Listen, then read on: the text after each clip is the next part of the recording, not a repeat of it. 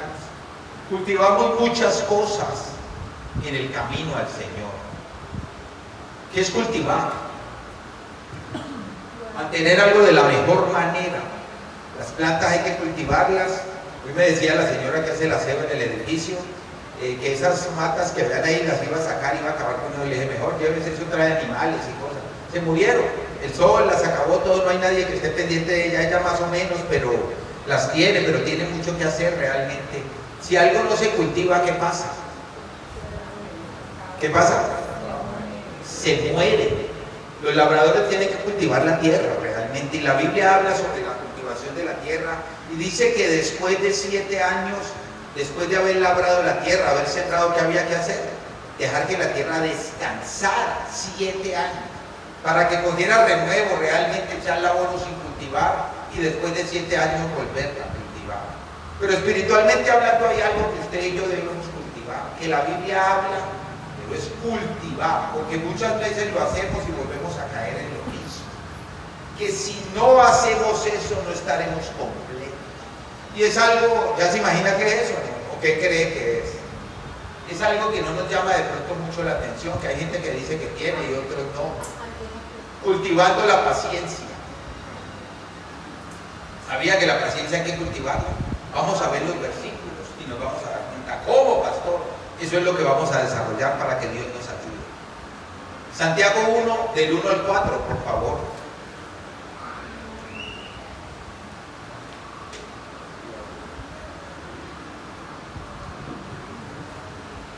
Usted conmigo me dice amén. Santiago capítulo 1, versículos del 1 al 4. ¿Está conmigo? Lea conmigo. Santiago, siervo de Dios y del Señor Jesucristo, a las 12 tribus que están en la dispersión, salud. Hermanos míos, tened por sumo gozo cuando os halléis en diversas pruebas, sabiendo que la prueba de vuestra fe produce paciencia. Mas tenga la paciencia su obra completa, para que seáis perfectos y cabales sin que os falte cosa alguna. Ore conmigo. Padre, te damos gracias en esta noche, alabamos tu santo nombre, te bendecimos. Ayúdanos, Padre, danos discernimiento y sobre todo, Padre, el querer como el hacer en el corazón para poder empezar a cultivar la paciencia en nuestra vida. Te amamos y te bendecimos, Rey de Gloria, en el nombre de Jesús, Señor. Y el pueblo con alegría dice: amén. Amén. Santiago, siervo de Dios y del Señor Jesucristo, a las 12 tribus que están en la dispersión. Me llamó la atención la palabra dispersión. ¿Y qué sigue diciendo? ¿Qué? Después de dispersión, ¿qué dice? Salud. No le llama la atención porque dice que es dispersión. Las 12 tribus de Israel estaban dispersas, cada uno apartado por su lado, y le dice salud. ¿Por qué salud? Porque cuando estamos dispersos no puede haber salud. Cuando yo no tengo paciencia, no hay salud en mi vida, no puede haber, porque soy impaciente y voy a vivir irritable. ¿Conoce a alguien así o no? El que no tiene paciencia vive irritado todo el tiempo porque la mosca voló, porque se cayó, porque cualquier cosa que pase. Dispersión. ¿Cuántas veces estamos dispersos en nuestra mente pensando en los huevos del gallo, como se dice? Ese dicho, los huevos del gallo, ¿por qué es? Esa es, porque el gallo no pone huevos, eso es cierto. Yo una vez me puse a preguntar y llegué a la conclusión que llega Juan Carlos, pensando en los huevos, pensando en algo que no existe, y eso es dispersar la mente, y eso nos llevará realmente a que la paciencia se nos agote. ¿Cómo voy a pensar en algo que no existe? Pues me irrito, porque quiero encontrar algo que no lo hay. El segundo versículo, el título, casi nunca se leen los títulos, pero me llamó la atención el título desde el número 2 en adelante. No sé si usted lo tiene en su Biblia. Dice: la sabiduría que viene de Dios.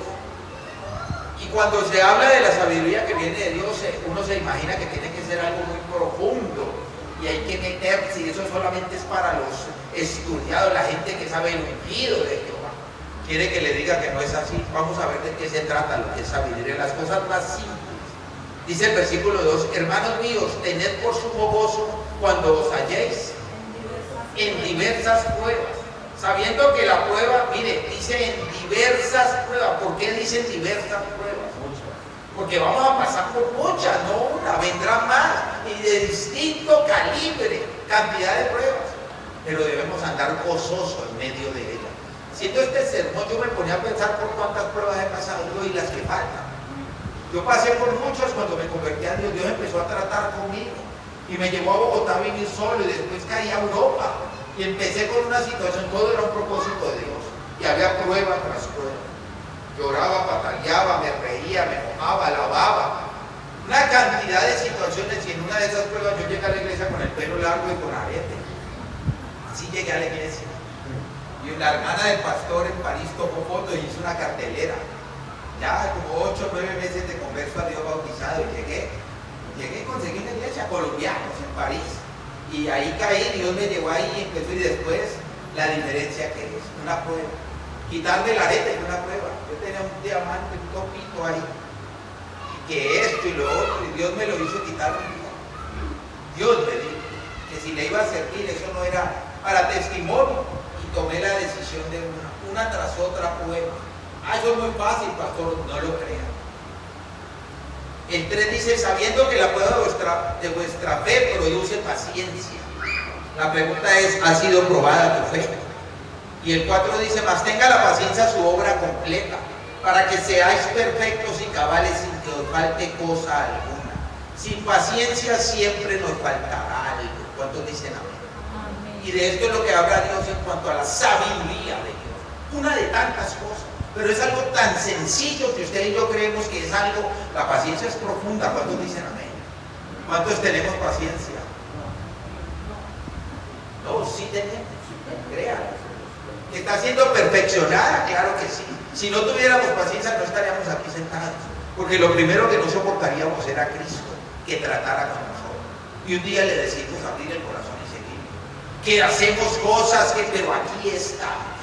¿Te da cuenta ahora? ¿Cómo éramos antes de conocer a Cristo?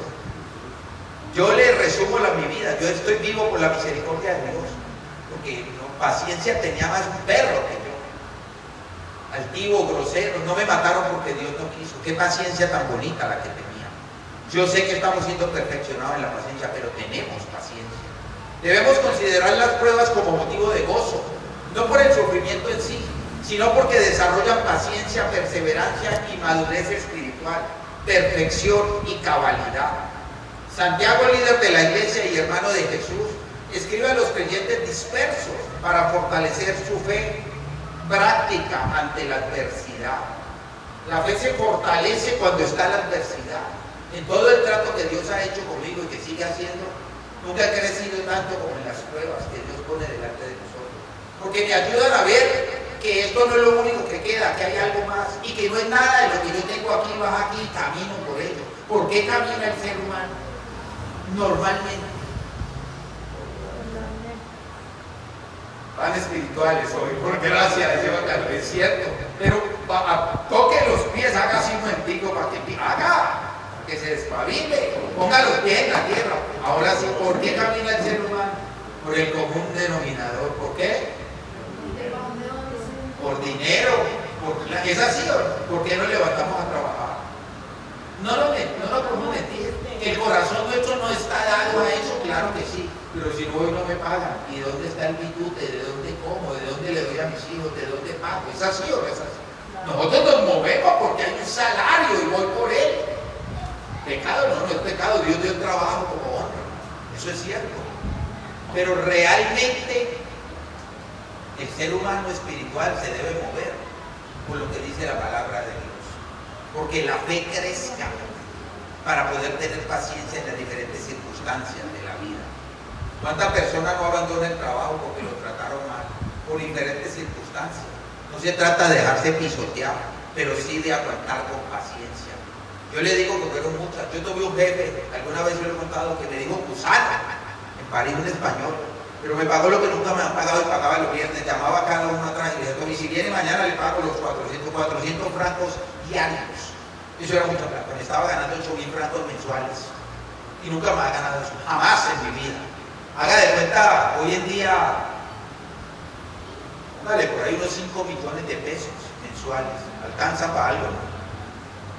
Y me dijo de todo, yo hacía lo que fuera y trabajaba, y los 7 discípulos llegaron allá a trabajar conmigo. Empecé a llamar, tengo gente, ¿tiene gente? Sí, traiga, ellos saben que hay mucho colombiano, y empecé a llevar, pero ellos tampoco podían entender por qué, y este señor, ¿por qué te la monta y por qué te trata así? Yo ya hubiera, yo no, y decían una cantidad de cosas.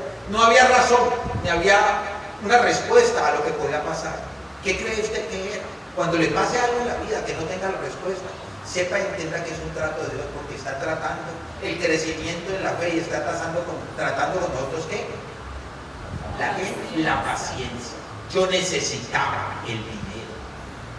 Entonces te vendes por eso y dejas que te haga. No, yo no soy bobo, yo no me voy a ir a dormir a la calle y a comerme un cable. Yo prefiero ser tratado. Ya cristiano, uno que piensa, ¿ayuda para bien o no ayuda para bien? Eso es lo que muchos cristianos no resisten, mamá.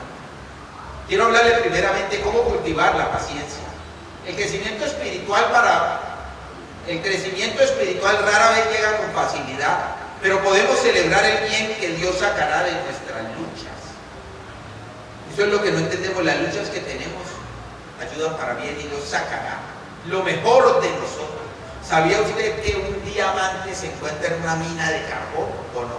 Hay que entrar, mirar, darle a la piedra. Bien, cuando ya ve el destello de brillo, saca el pedazo grande y empieza a pulir y a quitar todo el carbón que hay, a quitarle los lados y todo, y sale bruto un diamante. ¿Dónde están las perlas? ¿En medio de qué medida? En una concha, en una ostra. Y no es tan fácil abrirla. Y hay que estar bien en lo que sabía que dentro del mar hay abismos.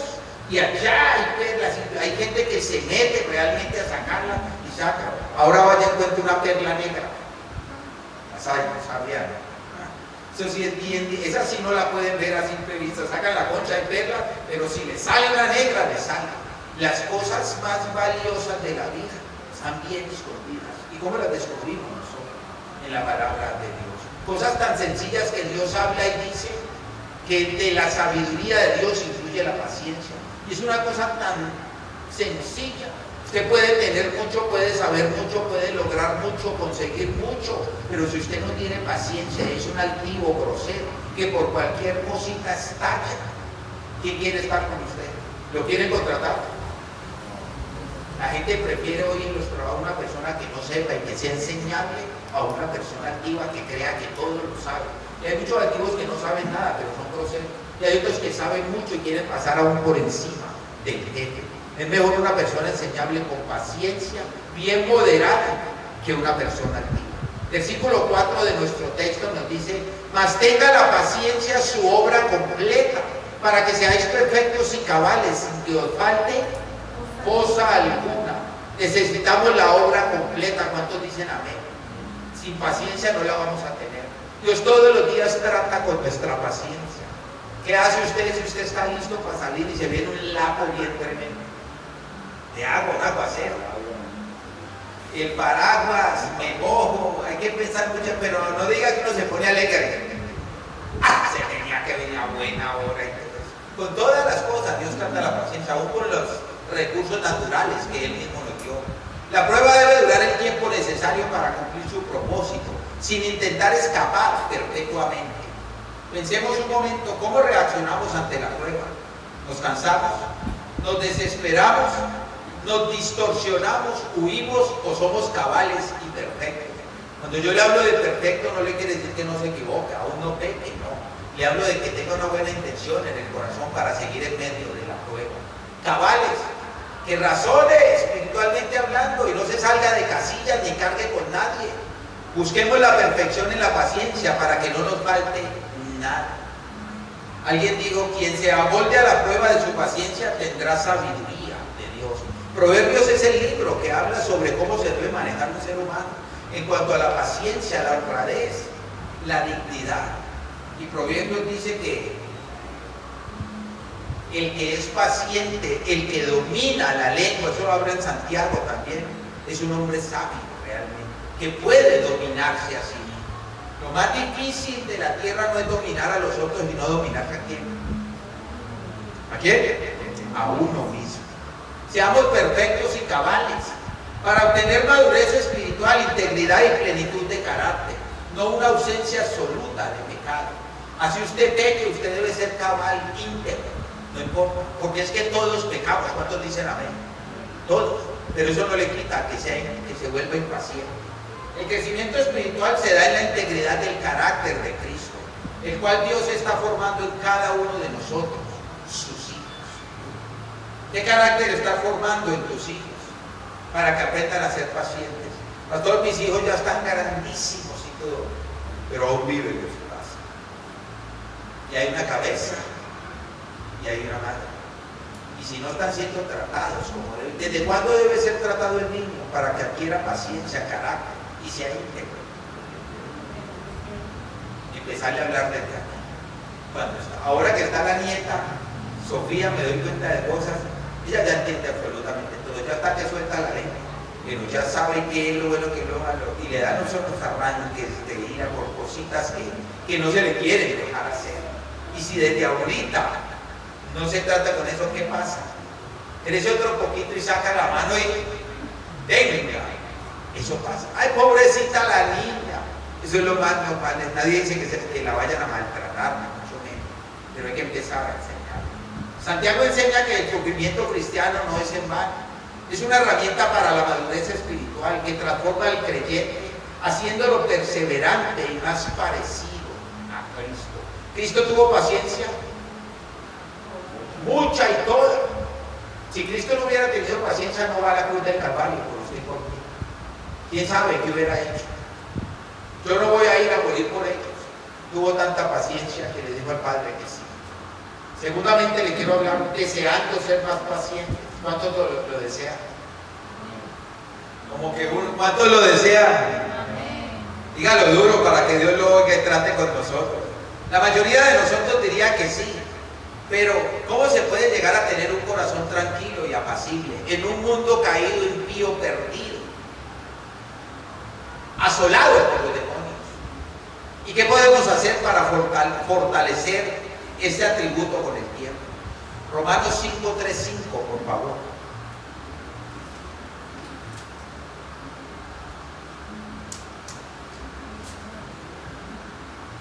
Ha venido con una sequía tremenda. Romanos 5:3-5, ¿está conmigo?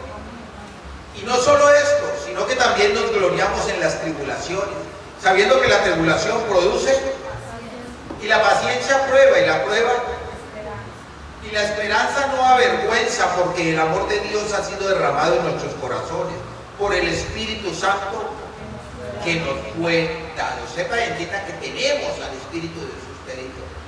Que el amor de Dios puede con todo. El amor de Dios, dice, cubrirá multitud de pecados, dice la Biblia. ¿Todavía nos avergonzamos de las pruebas? Yo le quiero llevar una retrospección de usted, a ver si usted se acordaba. Cuando venía una prueba en nuestra vida, alguna cosa mala que nos pasaba, todo venía de Dios y de pronto no conocíamos de Dios, pero a usted le daba pena que se diera cuenta si le iba mal. Estoy mal económicamente, y usted se lo contaba de pronto. Hoy en día, como cristianos, de pronto votamos a una aquella iglesia. Las situaciones no es por chisme ni mucho menos por pedir, sino ¿para qué? Para que me ayuden a orar realmente. Primero orar, y si alguien quiere ayudar, bien puede. Pero antes daba como vergüenza que se dieran cuenta cuál era la situación que estábamos viviendo.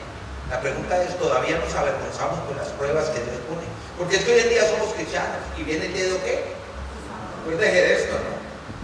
Uno allá, el gordo para Dios, te ves a mí. Y el dedo acusador de, y vos no que sos cristiano, y vos no que sos pastor, y a usted le da vergüenza todavía de las pruebas de Dios. Nos fortalecen y nos dan crecimiento espiritual. Nos ayudan a ver la vida desde otra perspectiva. Nos ayudan a depender del único que todo lo puede. A saber que solos no somos capaces y que hay que clamar, rogar a Dios. Hay que vivir de rodillas para poder levantarnos ante cualquier adversidad, a ponerla delante de los hermanos de la iglesia. Yo sé que a muchos no les gusta eso, y contar cosas. No le digo que ventile su vida a todo el mundo, pero esto es una familia. ¿Cuántos dicen amén? Para orar por las diferentes circunstancias del creyente. Hemos orado por muchas cosas, y hay gente que ha sido sana, no solo físicamente, de muchas áreas realmente. Los cristianos pueden gloriarse en las tribulaciones porque éstas producen paciencia, carácter probado y esperanza. Esta esperanza no defrauda, ya que está fundamentada en el amor de Dios derramado en los corazones por el Espíritu Santo, fortaleciendo al creyente en medio de las dificultades. El amor de Dios nos fortalece, experimenta y siente el amor de Dios. Yo todos los días, en medio de la prueba, sé que me ama. ¿Cómo sabe usted, pastor? Viene y lo toca y lo apapacha. Porque voy a la palabra de Dios y creo lo que dice la Biblia. Porque tengo comunicación y comunión con Él a través de la oración. Porque le busco, porque le agradezco, porque hablo con Él. Porque sé que me ama. Y eso me da paz y tranquilidad, descanso. ¿Qué es lo máximo que puede pasar en medio de la prueba? Para que Dios forme la paciencia en nosotros. Nos muramos. Y cuando usted se muere tranquilo y en paz, ¿para dónde pega? Al cielo, al lugar de descanso eterno mientras Cristo viene por usted y por mí, en una paz y una tranquilidad. Pero cuando no tenemos paciencia, no pensamos absolutamente en nada de eso. ¿Por qué a mí, a qué horas, cuándo? Y me desenfoco realmente, me distorsiono y me voy. No quiere decir del lugar, de sitio, la mente divaga y anda por todas partes pensando quién sabe qué, en lo que no existe. Alguien dijo, el sufrimiento bajo la gracia fortalece la fe. Gloriarse en las tribulaciones no significa alegrarse por el dolor en sí, sino regocijarse en el propósito que Dios cumple a través de él. Las pruebas revelan la verdadera naturaleza de la fe y el carácter del cristiano. ¿De qué estamos hechos tú y yo? Ahora lo digo aquí. ¿De qué estamos hechos? De la gracia de Dios. De eso estamos hechos. De un regalo inmerecido. ¿Y usted cree que en medio de la prueba, si nos dio su gracia, nos va a dejar ahí? Él nos va a sacar, la prueba mostrará, no transitaremos por ella, pero de la mano de Cristo Jesús. No importa lo que venga, lo que le digan, cómo lo mire. Acuérdese de los grandes hombres que vivieron pruebas en la Biblia. La primera prueba de la Biblia, una de las que me acuerdo por primera vez, fue la prueba de, vamos al principio, ¿quién es el hombre, el primer hombre de la tierra? ¿Qué le tocó vivir de prueba? ¿Quién pecó? ¿Dónde están los hombres? Él pecó, oiga. ¿Quién pecó? Él. ¿Quién pecó? Bueno, ahí viene. Entonces le tocó vivir la prueba porque cuando pecaron, ella fue y le dio y él pecó. ¿Y qué dijo Dios? Adán, ¿dónde está la primera prueba? Le tocó frentear a Dios. Tenía que tener paciencia. Adán se pudo haber perdido de no contestarle a Dios y irse a la jungla, fuera del Edén, suelto a la deriva. La mente se le podía ir. ¿Con quién se iba a encontrar? ¿Quién existía? Con el diablo. No más, cuando usted se diluye, se aparta, se distorsiona de Dios, ¿quién lo espera? El viruña. Él lo espera. No espero entonces que me va a ir mejor por allá. Adán frenteó y resistió la primera prueba. Tuvo paciencia. Me escondí. Le tocó frentear. Tuvo que sacar la cara por quién. Por su mujer. Estamos para sacar la cara por nuestra esposa ahora. Y frenteó a Dios y dijo, es que tuve miedo y me escondí. Él sabía que había pecado. Vamos un poquito más allá. ¿Se acuerda de Noé? ¿Qué hizo Noé? ¿Qué prueba resistió Noé de entrada? El primero, para que se dé cuenta. Que toda la vida ha existido. Le quería dar paciencia. Cuando Dios le dijo que hiciera el arca y le dio las medidas y todo. Un viejo loco porque nunca se había visto agua en la tierra que hubiera llovido. Sí, menos. ¿Qué decía la gente de Noé? Que estaba loco, viejo, yo no sé. Y él empezó a hacer el arca, una cosa. ¿Y dónde va a navegar esto? ¿Usted se imagina cómo trataron a Noé? Lo que tuvo que soportar. Paciencia, pero le creyó a Dios y siguió adelante. Vamos a saltar de ahí, y ahí sigue. Abraham tuvo una prueba fuerte, dura. ¿Cuál fue la prueba de Abraham? Primero tuvieron una los dos que no creyeron y se compaginó con su esposa Sarai y nació un hijo. ¿Era la voluntad de Dios? No era. Y después de esa tuvo la prueba, tuvo el hijo con su mujer, que al principio no creyeron y Dios les cumplió. Y esa fue la prueba, llevarlo y degollarlo, era el sacrificio a Dios. Dios sabía que no, pero le tocó creerle a Dios y pasó una prueba muy dura. Y de ahí para adelante hay cantidades. El rey David vivió pruebas impresionantes como la muerte de un hijo, porque era del pecado. Y si saltamos al Nuevo Testamento, la prueba más grande que le dije ahora al principio fue la cruz del Calvario, que la vivió ¿quién? Nuestro Señor Jesucristo. Y si sigo, hay muchos hombres y mujeres en la Biblia que vivieron cantidades de pruebas, porque Dios necesitaba conocer la paciencia de ellos para ubicarlos donde deberían estar. Dios nos quiere llevar a lugares prominentes más altos, pero es necesario que pruebe nuestra fe para que podamos adquirir paciencia. El amor de Dios ha sido derramado por el Espíritu Santo. La seguridad de este amor no es intelectual, sino una experiencia interna profunda, proporcionada por el Espíritu Santo, garantizando la certeza de nuestra salvación. El pasaje muestra cómo Dios utiliza el sufrimiento para madurar al creyente, llevándolo de la prueba a una esperanza segura, sustentada por el amor divino. Alguien dijo, el amor de Dios nos llevará a soportar cualquier prueba, por dura que sea. ¿Cuántos dicen amén? Cuando Dios me amó a mí, siempre me ha amado. Estaba esperando que llegara Él y que le abriera los brazos para Él entrar. Yo empecé a experimentar algo del otro mundo. Era del otro mundo porque viene del cielo. Y yo vivía solamente terrenalmente. Y empecé a experimentar algo indescriptible. Que no necesitaba que nadie más me amara. Que no necesitaba...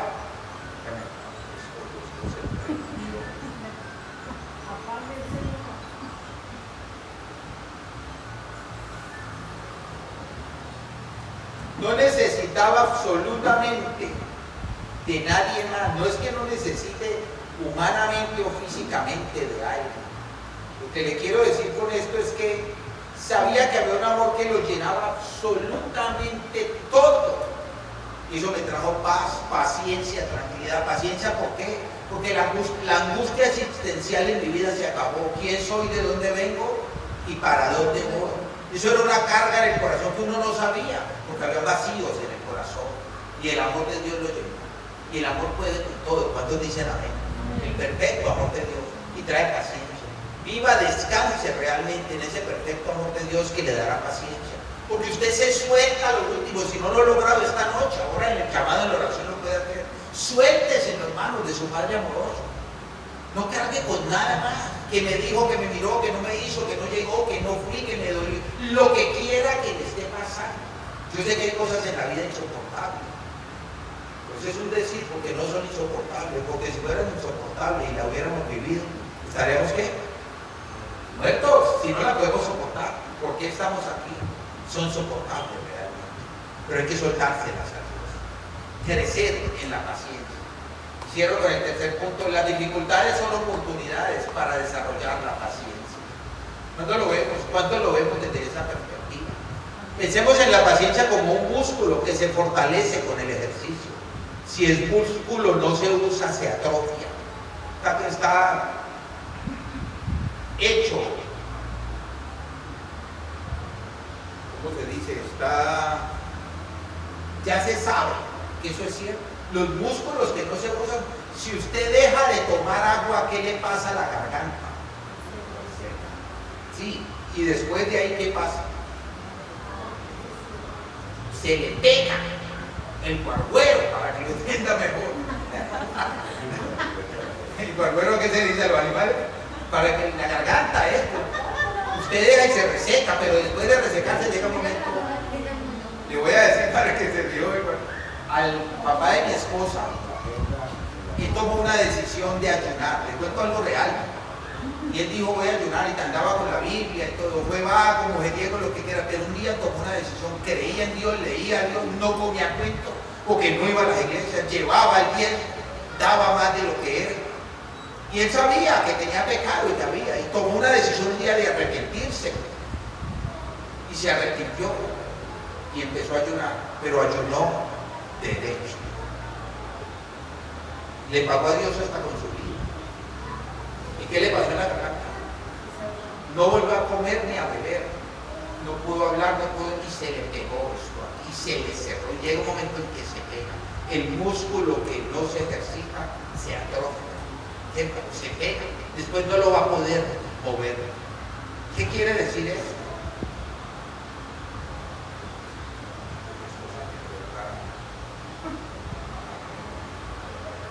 Hay veces se va para el primer punto sola, ¿por qué? No sé. Aquí en el tercero. Porque la paciencia es como un músculo que si no la ejercitamos, si no la cultivamos, se va perdiendo hasta el momento en que no nos soportamos ni a nosotros mismos. Las dificultades entonces son oportunidades para desarrollar. Nuestro instinto es clamar a Dios con desconcierto cuando llega la tribulación. Con desconcierto, porque a mí, a qué horas, qué hice, no me merezco esto, ¿cuándo va a terminar todo esto? Decimos una cantidad de cosas. Culpamos, resistimos, nos quejamos, pero en lugar de eso deberíamos decir, gracias Padre, es tiempo de volverme más paciente. Culpamos. La perspectiva de la Biblia enfatiza la responsabilidad personal ante las pruebas. Yo tengo que ser responsable. Asumimos nuestras pruebas nosotros mismos. ¿Por qué yo y por qué a mí? Es que este es peor que yo y es más pecador. ¿Y por qué me llega la prueba a mí? ¿No será que Dios lo quiere llevar más allá? ¿No será que quiere tratar con nuestra paciencia? Pero siempre miramos hacia afuera, señalando que a menudo culpamos a otros por reacciones propias o consecuencias de decisiones pecaminosas. Aunque el sufrimiento es inevitable, la Escritura insta a sobrellevar cargas en lugar de buscar culpables. Romanos 2:1, por favor. Nosotros estamos para llevar cargas, aún las de otros, y somos cristianos e hijos de Dios. Por lo cual eres inexcusable, oh hombre, quien quiera que seas tú que juzgas, pues en lo que juzgas a otro te condenas a ti mismo, porque tú que juzgas, aquí juzgar se trata de decirle y señalarle, no, aquí también habla de que cuando yo no acepto la carga de la prueba, para que la fe crezca y se produzca paciencia en mi vida, yo le echo la culpa a otro por lo que estoy viviendo. Es que en el trabajo es que pusieron nada, usted tiene que asumir responsabilidades. Y si se debe a un jefe, a un empleo, a un trabajo, a una empresa, a lo que se deba cumplir, no debe hacer nada. En este caso, cumplirle al Señor.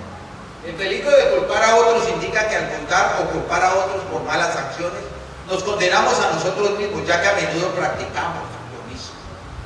Alguien dijo, si no soportamos la prueba de Dios, siempre culparemos a otros. Resistimos. 1 Corintios 10:13. No os ha sobrevenido ninguna tentación que no sea humana, pero fiel es Dios que no os dejará ser tentados más de lo que podéis resistir, sino que dará también juntamente con la tentación la salida para que podáis soportar. La Biblia enseña que Dios es fiel y no permitirá pruebas superiores a nuestra capacidad de resistencia.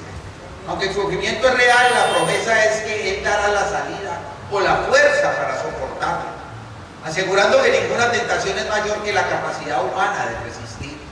Aquí hay puntos claves sobre cómo afrontar las pruebas según las Escrituras. Fidelidad en la prueba. Dios no dejará que seas tentado o probado más allá de lo que puedas soportar. Yo debo mantenerme fiel en la prueba. ¿Qué quiere decir fidelidad en la prueba? Seguir en la tónica, la misma, buscando a Dios. Es muy difícil porque tengo una prueba, tengo carga, me duele, creo que no voy a salir de esta, me hace falta, no veo el panorama, lo veo nublado, no sé qué hacer, pero pide fidelidad. Y eso es una clave. Seguir en la misma tónica que está. ¿Qué chiste tiene seguir en la tónica cuando todo nos va bien?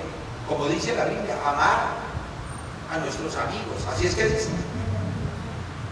¿Por qué dice eso? Porque eso es lo que tiene valor delante de Dios. Y si no somos fieles en medio de la prueba, entonces vamos a ser fieles cuando Dios nos da y estamos llenos de bendición.